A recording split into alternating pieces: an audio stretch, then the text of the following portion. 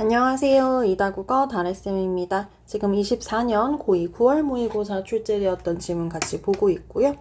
이번에는 그 가나 복합이었는데 기술에서 출제가 됐어요. 보통 가나는 인문 지문에서 출제를 하잖아요. 그래서 여러분들한테 지문 길이도 길어지고 가나 복합이다 보니까 그러면서 정보량도 많아지고 하면서 꽤 여러분들한테 부담을 주는 그런 세트였던 것 같습니다. 같이 좀 볼게요.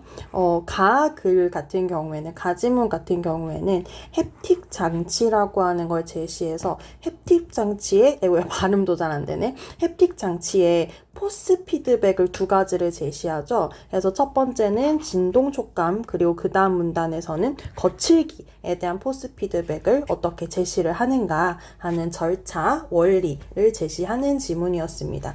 1문단에서는 햅틱 장치라고 하는 게 무엇인지 얘기를 하고 있는데 가상의 환경에 물체가 있고 사용자가 있어서 이를 연결하는 기계 장치가 있는데 가상 환경의 물체를 사용자가 어떻게 인지를 하느냐, 촉각을 통해서 인지를 하게 되더라. 그래서 장치에 대한 기본 개념 설명하고 있고요. 자, 촉각을 통해서 이 사용자가 장치를 인지하기 때문에 사용자는 손을 통해서 이 가상환경의 물체에 관한 정보를 전달받습니다.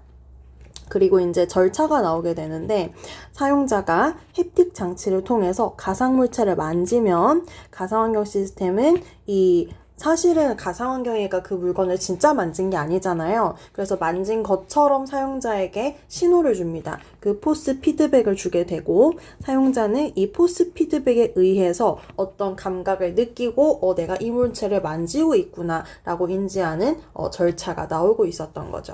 이 문단을 가시게 되면 포스 피드백에 이제 두 가지를 제시했는데 첫 번째는 진동 촉감을 제시를 합니다. 진동 촉감은 앞전 소자를 활용한 앞전 구동 장치를 통해 진동 촉감을 만든다. 요 얘기가 나와요. 그러면서 이 앞전 소자를 활용한 앞전 구동 장치의 구조와 작동 원리가 제시가 되고 있죠. 볼게요. 앞전 소자의 내부에는 뭐가 있냐면 쌍극자들이 있어요. 쌍극자들이 한쪽에는 양전기, 반대쪽에는 음전기를 띄고 있는 거예요. 그래서 제가 이제 서치를 해가지고 그림 자료를 좀 찾아봤는데 여기 지금 보게 되면 요 동글뱅이 하나하나 얘네들을 지금 뭐라고 한다는 거예요? 그 쌍극자라고 하는 거예요. 쌍극자에서 요쪽은 이제 양전기를 가지고 있고 요쪽에는 음전기를 가지고 있죠. 그래서 양전기 쪽에 한쪽이 있고 음전기들이 몰려있는 또 한쪽이 있는 거예요. 그래서 이 앞전 소자에서 양전기를 띄는 쪽, 그러니까 요쪽이 양전기를 띄는 쪽이 되겠죠. 양전기를 띄는 쪽에다가 음극을 연결하고 음전기를 띄는 쪽은 여기일 거 아니에요. 그죠? 그래서 음전기를 띄는 쪽에다가 양극을 연결한 다음에 전압을 가하게 되면은 쌍극자들이 음극과 양극으로 각각 끌려가서 그래서 마이너스는 플러스 쪽으로 끌려가고 플러스는 마이너스 쪽으로 끌려가가지고 전체적으로 뿌용 이렇게 이제 늘어나는 이제 무슨 현상이라고 했지요? 인장 현상이 일어난다고 합니다. 이와 반대로 연결하면 그럼 무슨 소리예요? 여기 이제 음전기 쪽이 있는 쪽에 음전기를 연결하고 양전기가 있는 쪽에 양극을 연결을 하게 되면 반대로 연결을 하는 거죠. 그럴 때는 플러스끼리 만나네? 싫어. 마이너스 만나네? 싫어. 그래서 일로 끌려가는 게 아니라 반대쪽으로 안쪽으로 들어온다는 거예요. 안쪽으로 들어오면서 수축 현상이 일어나더라 하는 게 본문에 나오고 있었습니다. 그래서 결국에는 이 앞전 소자를 활용한 앞전 구동장치가 어떻게 하면 인장 현상이 일어나는지 어떻게 하면 수축 현상이 일어나는지 그 안에 들어가 있는 구조와 원리를 바탕으로 제시를 하고 있었고요.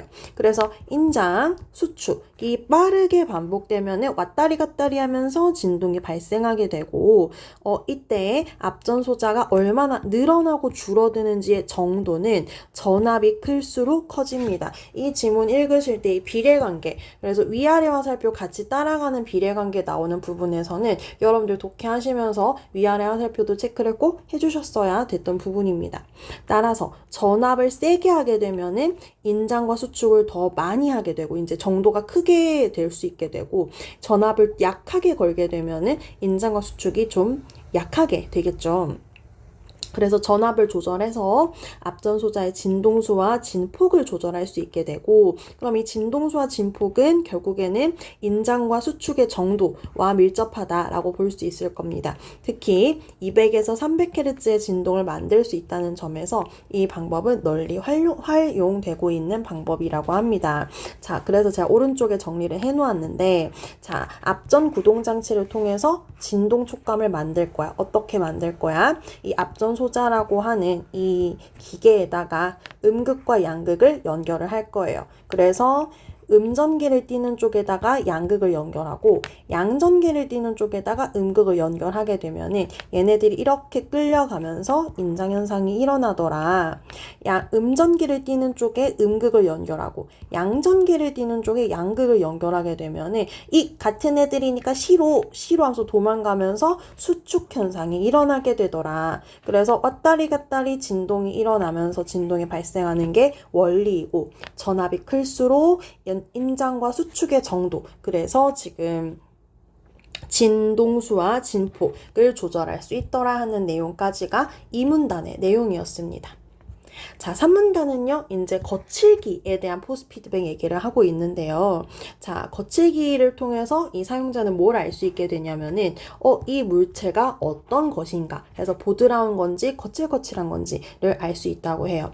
이 거칠기에 대한 포스 피드백은 스퀴즈 필름을 활용해서 만든다고 하는데, 지금 절차 나올 때는 번호 매겨가면서 독해해 주시면은 꽤 유용합니다. 그래서 어떤 물체의 표면에 사용자가 손가락을 가까이 가져가게 되면은 진동하고 있는 물체의 표면과 손가락 사이에 기압이 주변의 공기압보다 높아진다고 하는 게 무슨 소리예요? 어떤 물체랑 손가락 사이에 공기가 압축이 된다는 거겠죠. 그럼 기압이 높아질 거 아니에요? 그래서 압축된 얇은 공기층이 형성이 되고 얇은 공기층이 형성이 되면은 마찰되는 정도가 줄어들어서 마찰력이 줄어들게 된답니다. 자, 손가락을 어떻게 싹 갖다 대면은 손가락이랑 이 진동하는 물체랑 요 사이에 공기가 압축이 되고 압축된 공기가 생기게 되면은 마찰력이 줄어들게 되더라 라는 얘기가 나오는 거죠. 자, 이때 진동하고 있는 표면과 손가락 사이에 형성된 공기층을 스퀴즈 필름, 이때 작용하는 공기 유체 힘을 스퀴즈 힘이라고 한다고 해요. 그래서 이 진동하고 있는 표면이랑 손가락 사이의 거리를 H라고 하게 될 때 스퀴즈 필름은 진동 표면의 진동 진폭이 1 마이크로미터 이상이고 손가락 접촉면의 반지름이 H보다 클 때 형성된다. 여러분 이런 정보들은요. 완벽하게 이해를 하려고 하시기보다는 일단은 조건이 나온 거잖아요. 스퀴즈 필름이 형성되는 조건이죠. 그래서 첫 번째 진동 진폭의 그 크기, 두 번째 손가락 접촉면의 반지름의 크기가 다 뭐 이상이고 뭐 이상일 때 형성된다 라고 하면 일단은 조건이 나오니까 넘버링을 해주시면서 일단은 넘어가는 것도 하나의 방법이 될 수 있겠고요. 그러면서 약간 이제 머리를 좀 써보게 된다면은 내가 좀 머리에 여유 용량이 있어. 그래서 좀 더 써보게 된다면은 진동이 그래도 좀 일어야지 스퀴즈 필름이라고 하는 게 형성이 되나 봐. 그리고 손가락 접촉면의 반지름이 H보다 크다라고 하는 건 무슨 소리예요? 그러니까 이런 것들은 조금 더 직관적인 언어로, 그러니까 이 손가락이 이렇게 닿게 되면은 손가락이 뚱뚱한 사람일수록 이렇게 좀 더 크게 이 진동면을 누르게 될 테니까, 그러니까 쪼삣한 아주 날씬한 손가락 말고 좀 뚱뚱한 손가락이 누르게 되면은 누르는 힘이 더 커지니까 공기가 좀 더 잘 압축되나 보다 정도로 좀 메타 언어를 써가지고 조금 더 직관적으로 이해를 해줄 수 있었으면 그것도 참 좋았겠다. 근데 요거를 이런 정보를 처리할 만한 뇌의 여유 용량이 많지 않았더라면 일단은 스퀴즈 필름의 형성 조건이 1번, 2번이 나오네 넘버링만 하고 지나가셨어도 뒤에 읽어가면서 또 약간 소화가 되는 부분이 있었을 것이다 라고 말씀을 드릴 수 있을 것 같아요. 또 한부터 계속 읽어보게 되면 진동 진폭이나 손가락 접촉면의 반지름을 h로 나눈 값이 클수록, 그럼 보세요. 나누는 값이 나오니까 이럴 때는 분수의 형태로, 그래서 손가락 접촉면의 반지름이나 진동 진폭이 분자로 올라가고요. 지금 보세요. 1번이 진동 진폭이었죠. 2번이 손가락 접촉면의 반지름이죠. 그럼 스퀴즈 필름이 형성되는 조건은 다 분자 위로 올라가는 거예요. 그리고 H라고 하는 그 손가락이랑 진동 진폭 사이 요 거리는 분모로 내려오는 거거든요. 그래서 분자 분모 형태로 이제 다시 값을 세팅해 주신 다음에 그 값이 클수록 스퀴즈 힘이 커진다 라고 하면은 위아래 화살표를 해줘요. 이렇게 하고 나면 분수 형태가 나오고 나면 여러분들 반드시 이 값 전체가 커질수록 스퀴즈 힘이 커진다. 요 지금 비례관계가 형성이 된 거잖아요. 그럼 분자는 위로 화살표, 분모는 밑으로 화살표가 될수록 전체 값이 커지는 거잖아요. 그래서 분자 따로 분모 따로 해도 화살표 표시를 해주셔야 문제를 풀러 들어가실 때 이걸 표시를 하는 친구들은 이제 좀 독서 공부하는데 짬이 찬 친구들이야. 이렇게 무엇을 무슨 A를 B로 나눈 값이 나오면 이렇게 딱 나왔을 때 이거 지금 출제자들이 이제 분자값과 분모값 사이의 관계를 가지고 출제를 하겠네 하는 게 이렇게 딱 눈에 보이는 거죠. 그렇게 이제 좀 짬이 찬 친구들이 있을 테고, 이렇게 위아래 화살표 간의 관계 세팅 안 하면은 이제 문제에서 그거 물어보면 그제서야 와가지고 어버버버 하고 있으면 시간은 시간대로 흘러가고 그러면서 정답률도 그렇게 높아지지 않고 그런 문제가 좀 생길 수 있습니다. 자. 다시 스퀴즈 필름의 형성 조건 나오면은 넘버링 해주시고, 무엇을 무엇으로 나눈 값이 클수록 크다가 나오게 되면 값이 클수록 값이 크다 비례관계 형성한 다음에, 그러면은 분자는 올라가는 화살표, 분모는 내려가는 화살표, 분자와 분모에 해당하는 값까지 이 연동되는 화살표 관계 세팅을 해주시는 것이 중요하다라는 얘기예요. 스퀴즈 힘이 클수록 마찰 계수는 작아지게 된다. 자, 인간은 마찰 계수가 큰 물체를 만질 때는 거친 촉감을, 작은 물체를 만질 때는 부드러운 촉감을 느끼며, 그러니까 마찰 계수가 크다? 마찰이 크다는 거잖아. 마찰력이 큰 거니까 이제 뭐 사람이 느낄 때는 왜 거칠거칠하네? 요런 느낌인 거고, 마찰 계수가 작아? 그럼 마찰력이 적은 거니까 부드럽다 라고 느낀다는 거예요.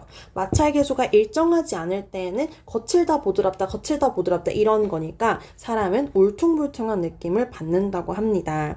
그래서 이제 실제 물체가 아니라 사실은 허공을 만지는 걸 거 아니에요. 가상 물체를 만지는 건데, 이 가상 환경 시스템이 햅틱 장치에 진동을 제어를 하게 되면은 진동을 제어했을 때 이 사용자가 마찰력으로 느낌을 받게 되고, 마찰력을 가지고 이거는 부드러운 물체인가봐, 얘는 지금 좀 단단하고 거친 물체인가봐 라고 느낄 수 있게끔 한다는 것이죠. 오른쪽에 좀 정리를 해볼게요. 그래서 글 전체로는 지금 과정이 나오기 때문에 1, 2, 3, 4, 5까지 제가 넘버링한 거 보이시죠? 그래서 사용자가 맨 처음에 손가락을 가까이 가져가요. 그러면은 그 손가락이랑 물체 사이에 공기압이, 여기 사이에 이제 끼는 공기의 압이 커지게 됩니다. 그래서 스퀴즈 필름이 형성이 되고, 이때 진동 진폭이 1마이크로 이상이어야 돼. 손가락 접촉면의 반지름이 좀 커야 돼. 무슨 소리야? 좀 뚱뚱한 손가락이어야 돼 라고 우리가 생각해 볼 수 있을 겁니다. 자, 그렇게 해서 스퀴즈 필름이 형성이 되면은 마찰 계수가 감소해서 마찰력이 작아지게 되는데, 마찰력은 언제 작아지냐? 1번 조건, 2번 조건이 지금 다 분자에 올라갑니다. 얘네들이 클수록 손가락과 진동표면의 거리가 작을수록, 얘가 이제 분모로 지금 내려가는 거죠. 얘네가 클수록, 이 전체 값이 클수록 스퀴즈 힘이 커지고, 스퀴즈 힘이 커질수록 마찰 계수가 작아지면 사람은 부드럽다 라고 느낀다는 거예요. 자, 이거를 제가 그냥 다시 한번 여기다 정리한 거거든요. 그래서 스퀴즈 힘이 클수록 진동 진폭이나 손가락 접촉면 반지름이 클수록 진동 표면과 손가락 사이 거리가 작을수록 마찰 계수는 감소한다. 그래서 마찰 계수가 언제 감소하는지가 이제 자세하게 비례관계로 세팅이 되어 있었습니다. 그러면 사용자는 마찰 계수에 따라 촉감을 느끼게 되니까, 근데 이게 진동하는 물체가 실제 물체가 아니란 말이에요. 그러면 가상환경 시스템은 이제 어떻게 하느냐면은 초음파 진동 어디 있습니까? 여기 지금 있죠? 여기 지금 있죠? 그래서 초음파 진동을 컨트롤을 하게 되면은 이 진동에 따라서 스퀴즈 필름이 형성이 되는지, 진동에 따라서 분자값을 올릴까, 분자값을 낮출까. 그래서 이 물체에 대해서 사용자가 굉장히 거칠거칠하게 느낄까, 아니면 부드럽게 느낄까 하는 것을 얘를 이제 컨트롤을 해가지고 사용자한테 느낌을 줄 수 있겠더라 하는 얘기까지가 산문단의 내용이었다고 볼 수 있었을 것 같고요. 제가 옆에 이제 문제 달아놨죠. 요거는 일단 갈게요.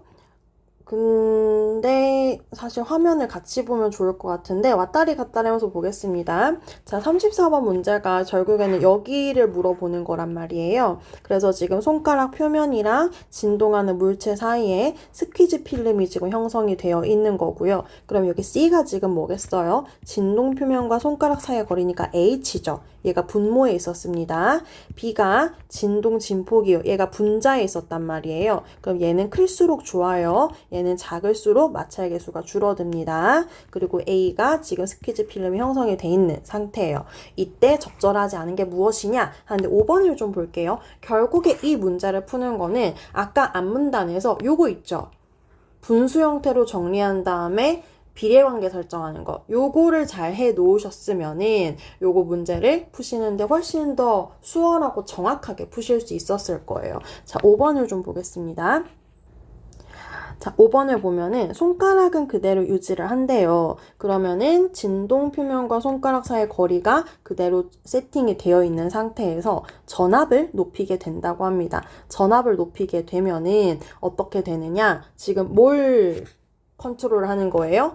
진동을 컨트롤을 하게 되는 거예요. 그쵸? 앞에 잠깐 보고 오시게 되면은 이 가상환경 시스템이 초음파의 진동을 제어한다고 했단 말이에요. 그래서 전압을 높였다라고 하는 것은 지금 이 진동 진폭을 높이는 그런 영향을 준 것으로 보시면 됩니다. 그래서 이 B가 커지게 되는 거고요. 그러면 B를 C로 나눈 값이라고 하면은 B가 분자에 가고 C가 분모에 가거든요. 이 값 전체가 커지게 되면은 분자가 커지고 분모는 작아질 거 아니에요. 그래서 자, 지금 보실게요. 전압 어디 갔냐? 전압을 높였어요. 진동이 높아졌어요. 그럼 B를 C로 나누는 전체 값도 높아져요. 분자가 올라가니까 값 전체도 올라가는 거예요. 그러면은 어디 갔습니까? 진동 진폭을 H로 나눈 값이 커지게 되면은 스퀴즈 힘이 커진다고 했었거든요. 스퀴즈 힘이 커지면은 마찰 계수는 작아지면서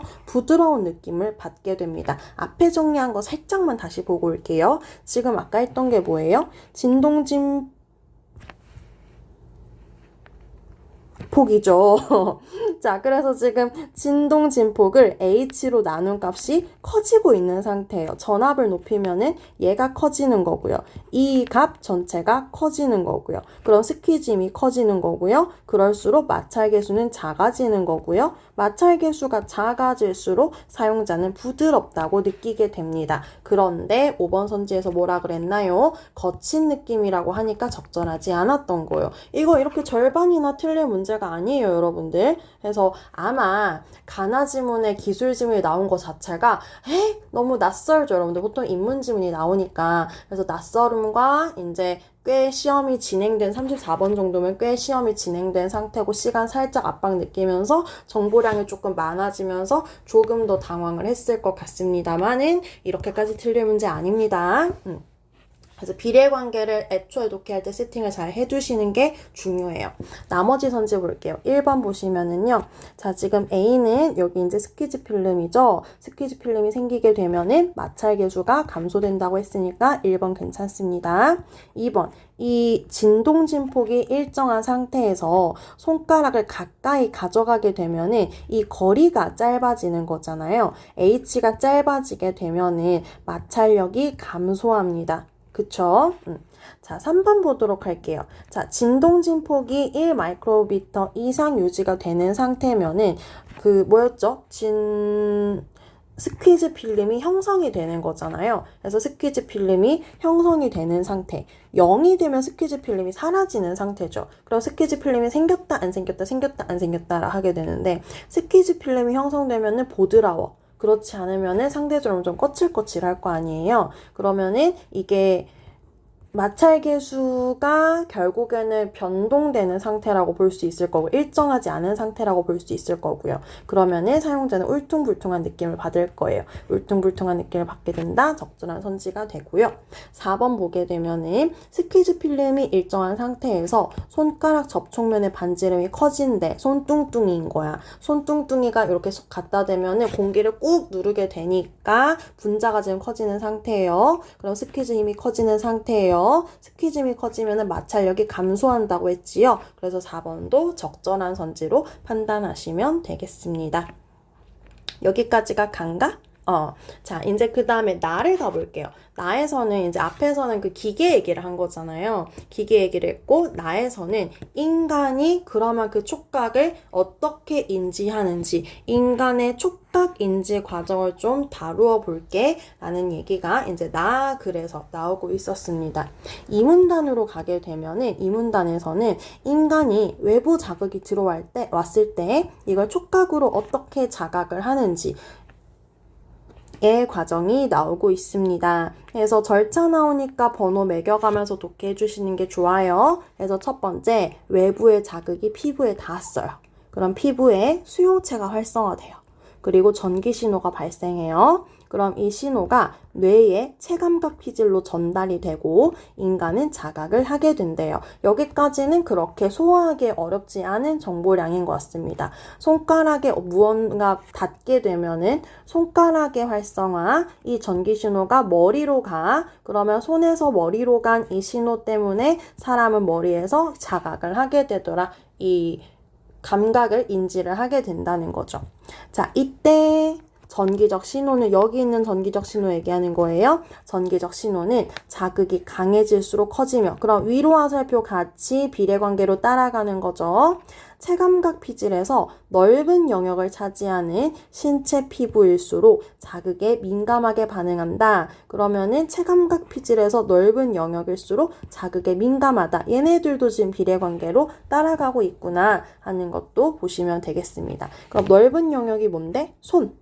그래서 손에 가해지는 감각은 되게 작은 감각만 탁 손에 닿아도 이게 뇌로 전기 신호가 갔을 때 뇌에서 이 손으로 들어온 촉각 정보를 처리하는 뇌의 체감각 피질 영역이 굉장히 넓기 때문에 손으로 작은 정보가 들어와도 뇌에서 처리하는 정보는 훨씬 더 크게 민감하게 처리를 할 수 있더라 하는 얘기가 나오고 있습니다. 좀 말씀드릴 것은 절차 나올 때 번호 매겨주시고요. 이때라고 하게 되면은 다시 앞으로 올라가서 추가 정보를 덧붙일 때 이때가 나오는 거거든요.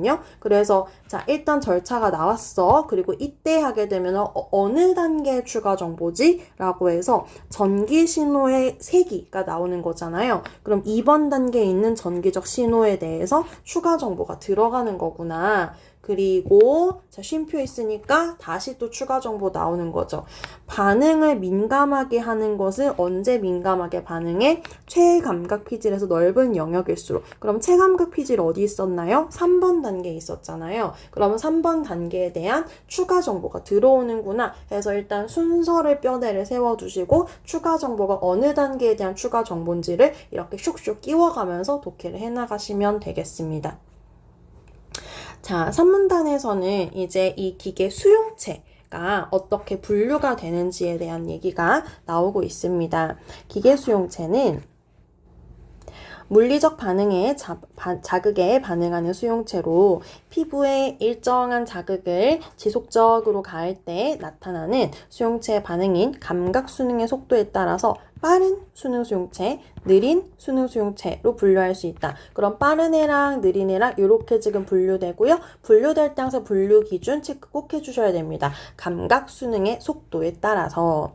자, 그래서 빠른 애는 자극이 생기거나 자극이 사라지거나 다시 말해서 이렇게 새로 생기든지 아니면 사라지든지 해서 자극의 세기가 변할 때 생기는 것이고, 자극의 세기가 변하지 않으면은 신호가 생기지 않는다. 이와 달리 느린 친구는 자극이 가해지면은 변하든 안 변하든 계속해서 전기적 신호가 발생한다. 그럼 빠른 애는 생기든지 사라지든지 무언가 변화가 있을 때 신호가 생기고, 느린 애는 그냥 자극이 있기만 하면은 계속해서 신호가 발생한다 라는 얘기가 나오고 있었습니다.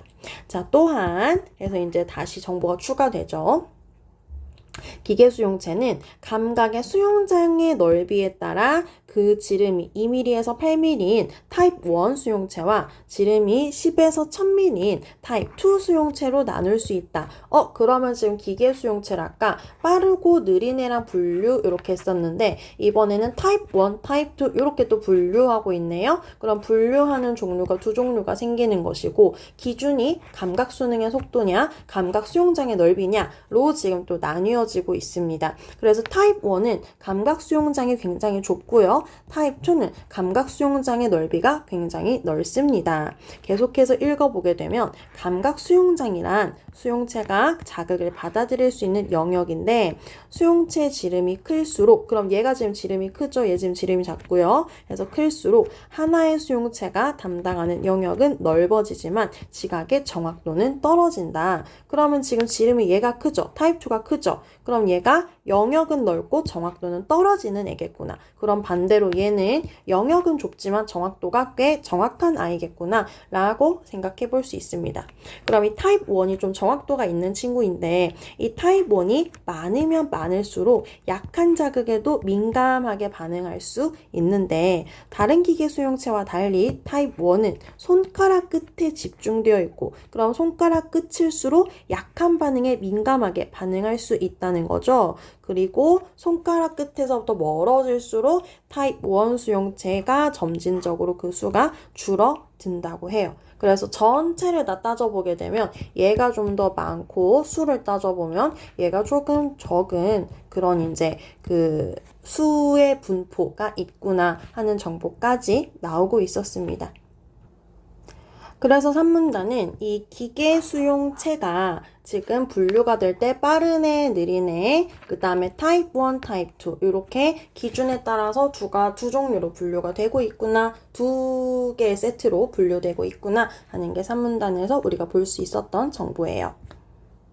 자, 그리고 4문단 가면 한편 내용 전환되고 있습니다. 한편 우리가 손으로 물체를 만질 때 피부는 물리적으로 자극을 받기 때문에 모든 종류의 기계 수용체가 반응을 하지만, 자극의 종류에 따라서 결정적으로 역할을 하는 기계 수용체의 종류는 달라진다. 그래서 서서히 문지르는 경우 에는 형태에 따라 거치기도 달라지고 압력 변화도 생기고, 그래서 활성화 정도의 영향을 주기 때문에 인간은 그것에 따라서 물체의 종류를 판단할 수 있는데, 이때 느린 수능 타입 1 수용체가 높은 민감도를 갖는다고 해요. 그러면 앞에 잠깐 보고 올게요. 앞에서 빠르냐 느리냐 그랬고 타입 1, 타입 2냐 이렇게 나누었었는데, 4문단으로 갔더니 느린 타입 1 수용체라고 얘기를 해가지고, 얘랑 같이 있는 수용체가 있구나. 그럼 지금 크로스로 하게 되면 경우의 수가 총 4가지가 나올 수가 있겠죠. 그래서 느린 수능 타입 1 수용체가 높은 민감도를 가진다고 해요. 그럼 지금 느린 애 같은 경우에는 아까 뭐였죠? 그 빠른 애는 그 변화가 있어야 된다 그랬고, 느린 애는 변화가 없더라도 그냥 자극이 있기만 하면은 다 전기적 신호가 발생한다고 했었잖아요. 그럼 서서히 문지르고 있으니까 변화가 좀 비교적 적다고 볼 수 있을 거고요. 그러면서 손으로 또 물체를 만지고 있기 때문에 이제 타입 1 수용체가 민감하게 반응을 할 것이다 라고 볼 수 있을 겁니다. 자, 5문단 같은 경우에는 또한 기계 수용체에 따라 민감하게 반응하는 주파수 영역이 다른데, 자, 앞에 다시 볼게요. 앞에서는 뭐라 그랬냐면 자극이 부드럽게 문질문질 하는 거야, 쾅쾅쾅 하는 거야에 따라서 결정적 역할을 하는 기계 수용체가 달라진다는 얘기를 했던 거고요. 오문단 같은 경우에는 기계 수용체에 따라서 민감하게 반응하는 주파수 영역이 다르다 해서 주파수 영역이 나옵니다. 그래서 느린 수능 타입 1 수용체는 1Hz 이하의 저주파 영역에서 민감하게 반응하고, 빠른 수능 타입 1 수용체와 빠른 수능 타입 2 수용체, 그러니까 1이든 2든 빠른 애들은 아니네요. 그래서 빠른 수능 1은 3, 40, 빠른 수능 2는 200에서 300Hz 영역의 자극에 민감하게 반응한다고 해요. 빠른 수능 타입 2 수용체는 역치가 가장 낮아서 해당 영역 주파수에 조금만 이렇게 탁 역치가 넘어가도 바로 반응을 할 수 있는, 그래서 바로 감지할 수 있는 그런 역할을 한다고 합니다. 그래서 지금 이 5문단에 제시된 것은 느린 수능 1, 그 다음 빠른 수능 1, 빠른 수능 2 이렇게 지금 나오고 있거든요. 걔네들에 따라서 수용체의 종류에 따라서 민감하게 반응하는 뭐였죠? 주파수의 영역이 달라지더라 라는 게 5문단의 내용입니다. 그러면은 느린 수능 타입 2 수용체는 지금 여기 본문에 제시가 되지 않았네요. 네, 여기까지 이제 독해를 해볼 수 있을 것 같고요. 이제 문제로 넘어가도록 하겠습니다. 나 읽었으니까 이제 나에 대한 문제 36번 문제를 풀고 이제 가나 복합 문제로 넘어가 볼 텐데요. 얘도 정답률이 59% 그렇게 높지 않습니다. 그래서 좀 같이 볼 텐데, 보기에 기역, 니은, 디귿 세 가지 케이스를 제시하고 있어요. 기역 케이스 보면은, 자, 이 안경을 착용하고 있다라고 하는 이 사실을 인지할 때는 착용할 때나 벗을 때 이거 뭐였습니까? 자극이 주어질 때나 자극이 안 주어질 때, 변화가 생길 때 좀 인지를 잘 하더라 랑 좀 관련이 되는 것 같아요. 그리고 이제 2번을 니은을 보게 되면은 입술에 있는 접촉은 정확하게 마치고 등에 있는 건 잘 정확하게 마치지 못하더라. 그러면은 아랫입술의 접촉과 등부의 접촉의 이 민감도, 그 다음에 지각하는 정도가 달라진다 하는 게 니은의 정보가 되는 것이고, 디귿은 조금 더 타겟 정보가 명확하네요. 지금 헤르츠가 이렇게 다르게 다 각각 나오고 있으니까 주파수 영역이잖아요. 그래서 주파수 영역에서 1Hz, 10Hz, 그러니까 저주파일 때는 사람들이 부드럽게, 300에서 500일 때는 다소 거칠게, 그 다음에 사람들이 10, 100, 500의 이 헤르츠의 거칠기를 감각할 수 있더라 하는 게 이제 디귿 정보로 제시가 되고 있었습니다. 문제 풀러 가볼 텐데 일단 답부터 골라보면은 4번 적절하지 않았던 것이, 얘가 부드럽냐 거치냐 라고 하는 게 우리가 지금 뭐 때문에 알고 있어요? 지금 주파수 영역이 다른 거에 대해서 알고 있는 거잖아요. 근데 감각 수용장의 넓이에 따라 이거는 본문 내용이랑도 맞지가 않고 보기 내용이랑도 맞지가 않습니다. 제가 설명을 달아놓은 걸 보면은 느린 수능 타입 1이 1Hz, 빠른 수능 타입 1이 30에서 40Hz, 빠른 수능 타입 2가 200에서 300Hz. 그래서 이 뭐죠? 수용체요. 수용체의 종류에 따라 이 반응하고 있는 주파수 영역이 다르다 하는 게 이 마지막 문단에서 우리가 읽었던 정보잖아요. 그리고 그 주파수 영역에 따라서 사람들이 부드럽냐 거치냐 라고 인식을 했단 말이에요. 그러면은 부드럽냐 거치냐 라고 하는 것은 결국에는 느린 수능 타입 1이냐 빠른 수능 타입 1이냐 빠른 수능 2냐 의 구분으로 알 수 있는 거니까, 감각 수능이 느리냐 빠르냐에 따라서 이게 부드럽게 느껴지느냐 아니면은 좀 거칠게 느껴지느냐의 차이가 생기는 것이구나. 그래서 이거는 수용장의 넓이와는 상관이 없는 거구나 라고 판단을 할 수 있겠습니다. 그래서 답이 4번이고요. 자, 1번 보게 되면은 착용할 때 벗을 때 변화가 생기는 거니까 빠르고 느린 거의 구분이었잖아요. 그래서 빠른 수능 수용체에서 전기 신호가 발생했구나 라는 걸 알 수 있겠고요. 그 다음에 2번 니은 보게 되면은 아랫입술에 대한 이 접촉을 훨씬 더 민감하게 알아차릴 수 있다고 하는 것은 아랫입술에 분포한 타입 1 수용체의 수가 훨씬 더 많기 때문에, 그쵸? 수용체 수가 많으니까 더 민감하게 우리가 알아차릴 수 있을 거 아니에요. 2번도 적절하다 볼 수 있겠고요. 3번 보게 되면은 이 민감하게 우리가 반응한다, 감각을 인지한다라고 하는 것은 이 영역의 넓이가, 체감각 피질에서의 영역의 넓이가 더 넓기 때문에 우리가 더 민감하게 반응할 수 있더라 하는 것도 우리가 지문에 나왔던 정보로 추론을 할 수 있는 부분이 되겠고요. 5번 보게 되면은 기계 수용체가 민감하게 반응하는 주파수 범위 이외의 진동 자극도 감지할 수 있다는 것을 보여준다는 앞부분을 굳이 갈 필요 없겠구나. 앞부분을 좀 보시게 돼 않고 여기를 좀 볼게요. 여기를 좀 볼게요. 어차피 지금 4번 문제 때문에 제가 정리를 해놨네요. 지금 1Hz, 30, 40, 200, 300이 나왔단 말이에요. 근데 지금 이 디귿에서는 500Hz도 감지할 수 있었다라고 하니까 본문에서 제시되었던 주파수 영역보다 더 넘어가는, 거기서 벗어나는 진동도 우리가 감지를 할 수 있네, 그거예요. 그래서 민감하게 반응하는 주파수 범위가 본문에서 300Hz까지가 제시가 되었는데 500Hz도 감지할 수 있었다라고 하면은 300 넘어가는 자극도 감지할 수 있다는 걸 알 수 있구나 해서 5번도 적절한 선지구나 라고 해결을 할 수 있겠습니다.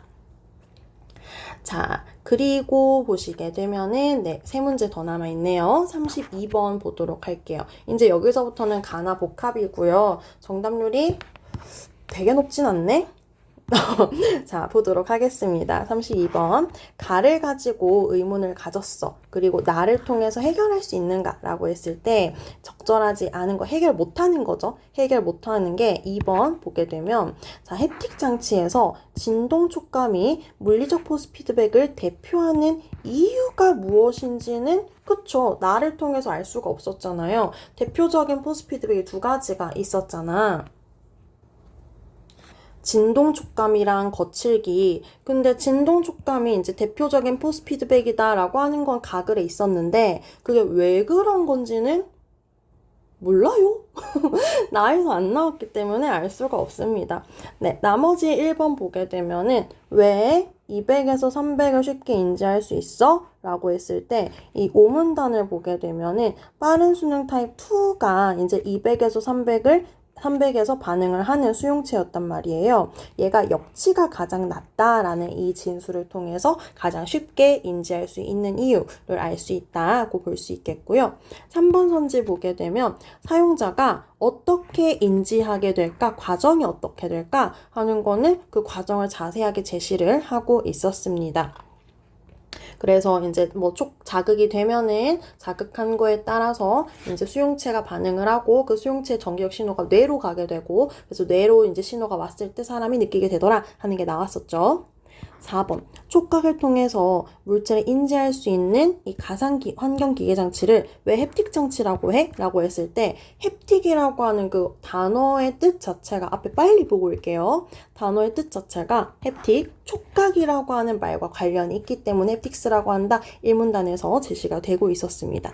5번 보시면은요. 촉각을 통해 가상 환경의 물체를 인지할 때 주로 사용자의 손에서 가장 민감하게 우리가 자극을 반응할 수 있다. 왜? 손과 관련되어 있는, 손과 연결된 뇌의 체감각 피질의 영역이 가장 넓기 때문에 우리가 민감하게 반응할 수 있다라고 본문에 나와 있었습니다. 그래서 답은 2번이 되겠고요. 33번으로 바로 넘어갈게요. 자, 내용일치 문제라고 볼 수 있을 건데요. 역시 정답률 그렇게 높지 않습니다. 적절하지 않은 거 2번이고요. 피부에 닿는 외부 자극이 강해질수록 활성화되는 체감각 피질의 영역이 넓어진다. 에고, 영역은 정해져 있지 않았습니까? 그래서 영역이 뭔가 넓어지거나 줄어들거나 그런 건 본문에서 아예 언급조차 안 됐고요. 외부 자극이 강해질수록 본문에서 확인할 수 있었던 것은 전기적 신호가 커진다라는 정보를 확인할 수 있었습니다. 그래서 답은 2번. 그래서 세게 이렇게 막 연결이, 자극이 막 강하게 들어온다고 해서 이 활성화되는 체감 피질 영역이 넓어지는지는 본문에서 확인하기 어려운 정보였습니다. 자, 1번 보게 되면은 타입원 수용체가 손가락 끝에 집중돼 있다 그랬잖아요. 그러니까 신체 부위에 따라 분포 정도가 다르다 괜찮고요. 3번 보게 되면은 제가 여기 별 달아놓은 것은 이 문제를 틀린 친구들이 3번을 많이 했더라고요. 좀 볼게요. 손으로 줍는 경우, 그 다음에 줍는 경우 접촉하는 모든 종류의 기계 소용체가 반응하다가 그 사문단에서 우리가 뭘 만지게 되면은 일단 모든 종류의 기계 소용체가 반응한다라는 말이 있어요. 그래서 적절하단 말이지. 근데 여러분들이 왜 이걸 많이 했을까 하면은 우리가 이제 문제를 풀어본 경험치, 짬이 그래도 쌓여 있잖아. 많든 적든. 그래서 우리가 되게 초보적인 짬 중에서 일단 모든이라고 하는 말이 들어가는 순간 의심을 하게 되지. 그러면서 좀 고르지 않았을까 하는 생각이 듭니다. 4번 앞전 소자의 인장과 수축 현상은 내부의 쌍극자들 이렇게 해가지고 뿔마 이렇게 있는 애들이 있었잖아요. 얘네들이 나 마이너스한테 갈래 하고 이제 가든지 아니면 나 플러스 싫어 이러고 다시 오든지 해서 이동하기 때문에 나타난 현상이다. 이 문단에서 끌려간다 아니면 멀어진다 이런 표현이 있었습니다. 5번 보시면은요. 물리적 신호에 해당하는 포스 피드백이 특정 신체 부위에 계속해서 가해지면 계속해서 가해지게 되면은 변화가 있는 게 아니라 지속적인 자극이잖아요. 그러면은 느린 수능 수용체가 활성화가 되겠구나까지 확인할 수 있겠습니다. 마지막 문제일 거예요. 그쵸? 그래서 35번 문제까지 해결하고 이제 수업을 마무리할 텐데요. 기억의 이유예요. 기억의 이유를 다시 볼게요. 근데 이건 제가 앞에서 설명 자세히 하고 온 것 같긴 하거든요. 사용자가 어떤 가상물체를 만져서 진짜 물체가 아니야. 근데 이 가상물체를 만졌을 때 표면의 거칠기를 어떻게 알 수 있는데 가상환경 시스템이 이 장치의 초음파 진동을 제어한대요. 초음파 진동을 제어를 하게 되면은 답 3번이거든요. 진동 진폭이 변화하게 되고요. 이거 분자였죠, 여러분들. 분자 분모 있던 그 부분이에요. 그래서 분자가 변화하게 되고요. 그러면은 스퀴즈 필름이 생기냐 마냐. 그래서 1마이크로미터 이상이었어야 됐잖아요. 그래서 생기냐 마냐, 그냥 스퀴즈임이 커지냐 작아지냐에 영향을 주니까 이게 마찰 계수에 영향을 주어가지고 마찰력, 우리가 느끼게 되는 마찰력이 달라지게 되더라. 그래서 답은 3번이 되는 거고요. 1번 마찰력 없어지지 않습니다. 그 다음에 2번 보시면은 저는 2번 선지가 좀 주의해서 보셔야 됐던 선지인 것 같아요. 따로따로 보면은 약간 이것도 괜찮은데 싶거든요. 근데 선후관계가 지금 뒤집혀져 있는 그런 오답지예요. 그래서 스퀴즈 필름이 먼저 만들어지고 그에 따라서 스퀴즈 힘의 크기가 달라지게 되면은 그 이후에 포스 피드백이 생기는 거란 말이에요. 그래서 순서가 1, 2, 3이에요. 근데 이거를 지금 3부터 만들어 놓은 것이기 때문에 얘가 오답지가 되고 있습니다. 4번 보게 되면은 진동 진폭이 증가한다, 분자가 증가한 거예요. 그럼 스퀴즈 힘이 어떻게 한다 그랬어? 커진다 그랬어. 얘가 커지면서 마찰력 작아진다고 했습니다. 자, 5번. 5번은 그냥 이 뒤에 진술 자체가 싹 다 나가리예요. 진동이 발생하는데 진동 발생하게 되면은 스퀴즈의 크기가 0이 되는 게 아니라 발생을 하게 되죠. 그렇게 되면은 스퀴즈 필름이 형성이 되면서 마찰력이 줄어든다. 그 본문에 나왔기 때문에 그냥 뒤에는 아예 아다리가 안 맞는 진술이 이어지고 있었습니다. 그래서 여기까지 설명이 꽤 길게 이어졌는데 여기까지 우리 공부를 좀 마무리해 보도록 하고요. 복습하시면서 궁금한 거 있으시면은 댓글로 질문 남겨주시면 되겠습니다. 끝을 향해 달려가고 있습니다. 다음 영상에서 해서 이어가 보도록 할게요. 안녕.